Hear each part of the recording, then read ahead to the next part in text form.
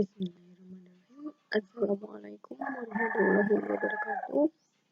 Kami adalah kelompok 1 dari mata kuliah fikih ibadah yang akan mempresentasikan materi Toharoh 1. Baiklah, saya Zakatul Rahman akan menjelaskan bagian Toharoh dan macam-macam air.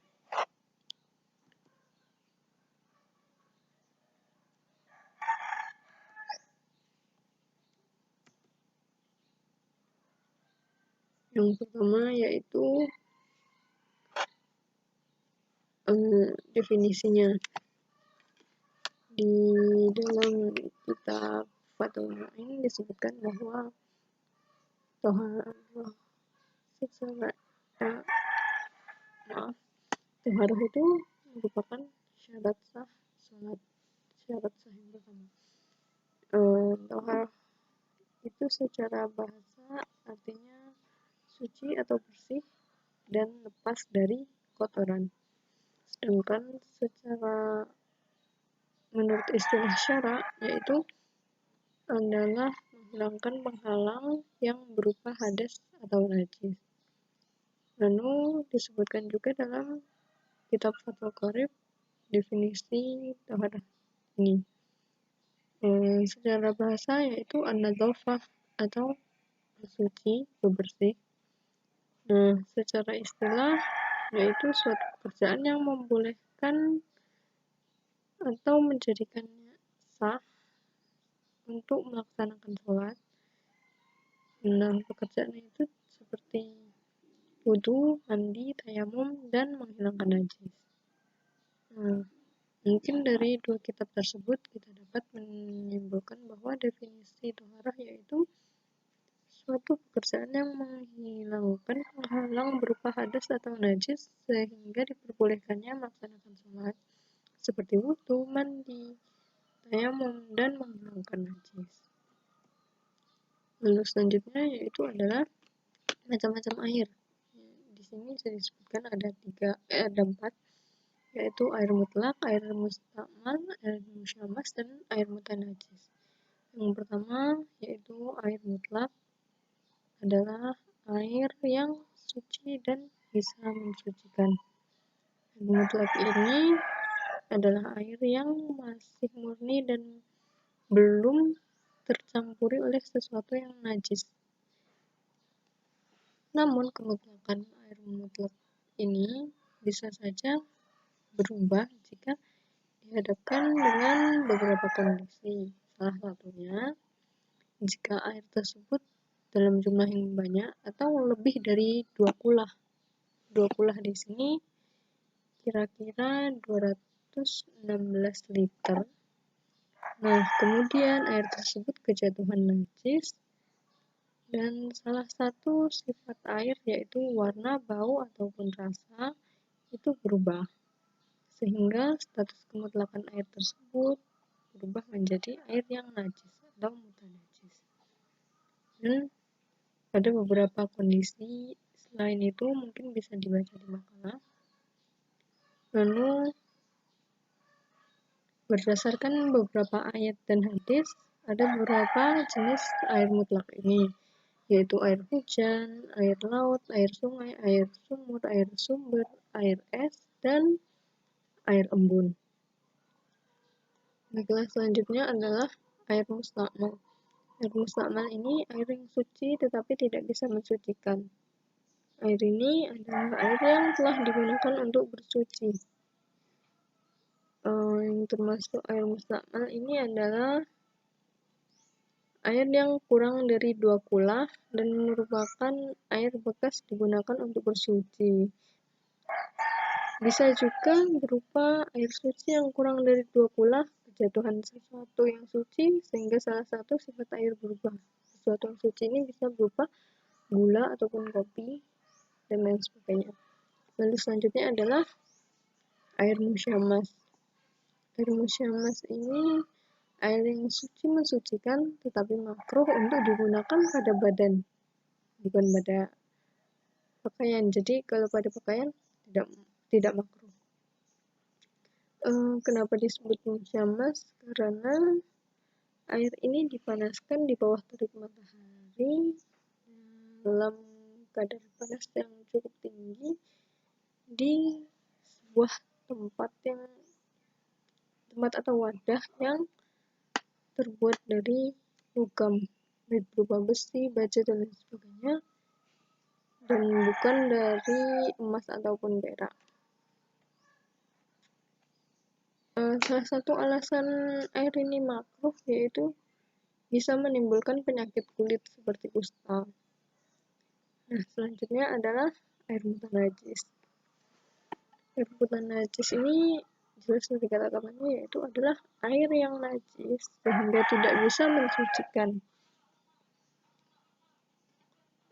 Yang termasuk air mutan najis yaitu air yang sedikit atau kurang dari 2 kula, lalu kejatuhan sesuatu yang najis meskipun sifat air tersebut tidak berubah.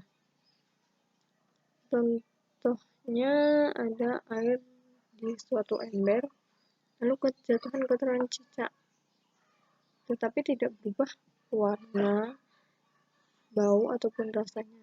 Nah, itu disebut air yang najis atau mutan najis. Lalu termasuk juga air yang lebih dari 2 kula, kejatuhan sesuatu yang najis sehingga merubah sifat air tersebut. Contohnya adalah air di suatu kolam yang besar, kejatuhan bangkai tikus sehingga berubah bau dan rasanya. Baiklah, mungkin akan dilanjutkan oleh teman saya. Terima kasih.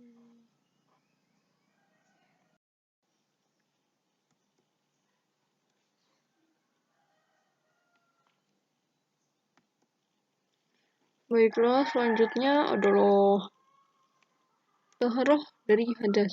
Ada 3, yaitu wudhu, mandi, dan tayamum.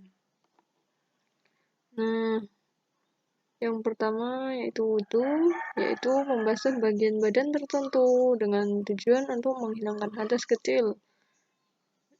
Definisi wudhu itu salah satu cara untuk mensucikan anggota tubuh dengan air. Lalu berwudu merupakan syarat sahnya sholat. Baik, kita bahas yang pertama adalah syarat sah wudu. Yang pertama adalah beragama Islam, mumayyiz, atau dapat membedakan antara baik dan buruk. Yang ketiga adalah tidak ada sesuatu yang menghalangi air sampai anggota wudu, misal terkena cat, tip X, dan lain-lain. Yang selanjutnya adalah mengetahui mana yang wajib dan mana yang sunnah. Yang kelima, menggunakan air yang suci. Selanjutnya, rukun wudhu. Pertama adalah niat di dalam hati, kedua membasuh wajah, tiga mencuci kedua tangan sampai siku-siku, keempat mengusap sebagian kepala, kelima mencuci kedua kaki sampai mata kaki, keenam adalah berurutan atau tertib. Selanjutnya, sunnah wudhu. Membaca basmalah, membasuh kedua tangan sebelum memulai wudhu atau sebelum memasukkan kedua tangan ke dalam wadah. Ketiga, berkumur-kumur, lalu menghirup air ke hidung, mengusap seluruh kepala, mengusap kedua telinga baik bagian dalam maupun luar. Ketujuh, menyela-nyela jenggot yang tebal, lalu menyela-nyela pada jari tangan dan jari kaki. 9, mendahulukan anggota yang kanan baru yang kiri. Yang 10 adalah diulang 3 kali. Lalu selanjutnya adalah hal-hal yang membatalkan wudhu. Pertama, keluarnya sesuatu dari kupul dan dubur. Ya, dari kedua tempat tersebut. Lalu tidur, yakni kondisi yang tidak menempelkan pantat pada posisi duduk, seperti posisi telentang, telungkap, tengkurap, dan posisi bersandar. Lalu hilangnya akal seperti mabuk, sakit, gila, pingsan, dan sebagainya. Yang keempat yaitu bersentuhan kulit tanpa adanya pembatas antara laki-laki dan perempuan yang bukan mahram. Kelima, menyentuh kemaluan anak Adam dengan telapak tangan bagian dalam.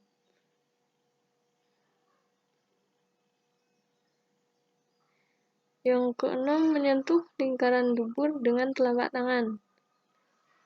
Lalu makruhnya wudhu yaitu berlebih-lebihan dalam pemakaian air, berbicara dengan orang lain, meskipun itu adalah menjawab salam. Lalu berwudhu di tempat yang najis, itu juga merupakan makruhnya wudhu. Keempat, melebihi pengulangan 3 kali. Kelima, berlebihan ketika sedang berkumur. Adapun bacaan dalam membasuh anggota wudhu itu mungkin bisa saja dibaca di makalah. Seperti salah satunya ketika membasuh kedua telapak tangan, yaitu a'udzubillahi minasyaitonirrajim, bismillahirrahmanirrahim, Allahumma hafidh yadi min ma'asika kulliha. Nah, selainnya bisa dibaca di makalah. Lalu mandi.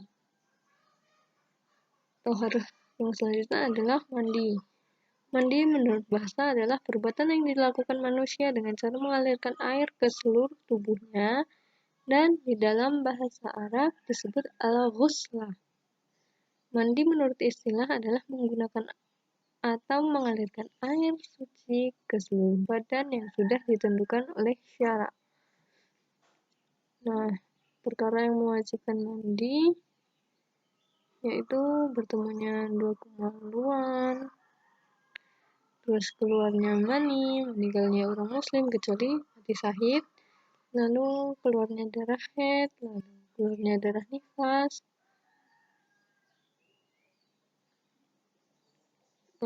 dan juga ketika melahirkan atau masa wiladah tersebut. Fardunya mandi yaitu ada yang pertama niat, yaitu selanjutnya menghilangkan najis, selanjutnya lagi adalah meratakan air ke seluruh rambut dan kulit seluruh badan. Selanjutnya adalah sunahnya mandi. Yang pertama membaca basmalah, kedua wudhu. Wudhu tersebut dilakukan sebelum melakukan mandi. Lalu meratakan pembasuhan ke seluruh bagian tubuh,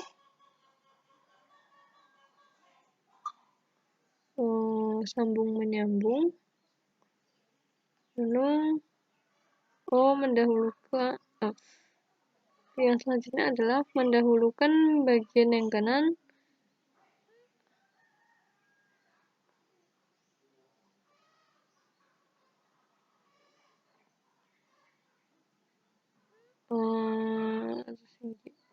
lalu selanjutnya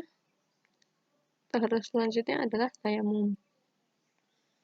Tayamum secara bahasa adalah menyengaja atau mengusap, sedangkan menurut istilah adalah menyengaja untuk menggunakan tanah untuk mengusap muka dan kedua tangan sampai siku-siku dengan cara tertentu.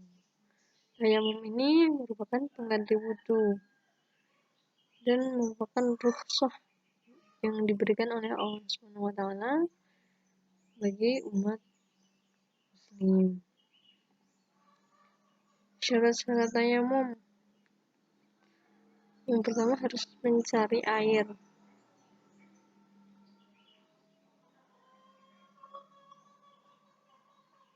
Sampai sekiranya benar-benar tidak ada air, baru boleh melakukan tayamum. Lalu menggunakan debu yang suci.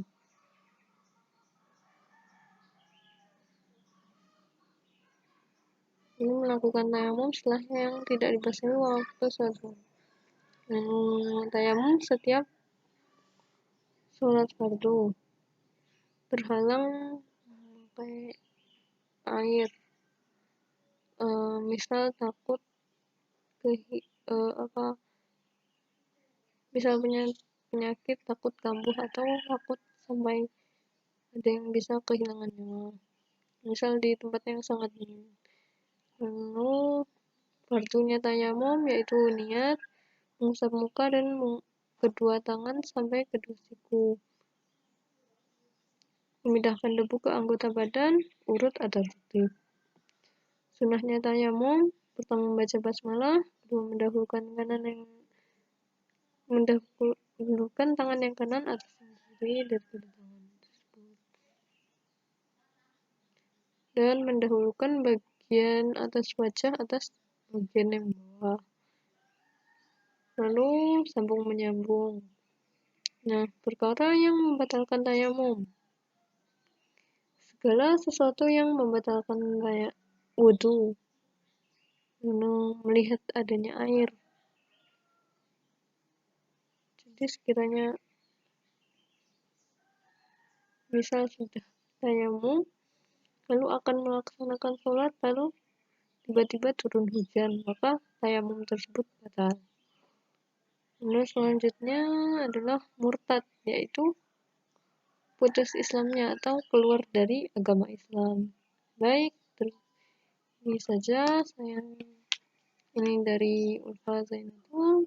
Baik, terima kasih. Sekian dan terima kasih. Wassalamualaikum warahmatullahi wabarakatuh.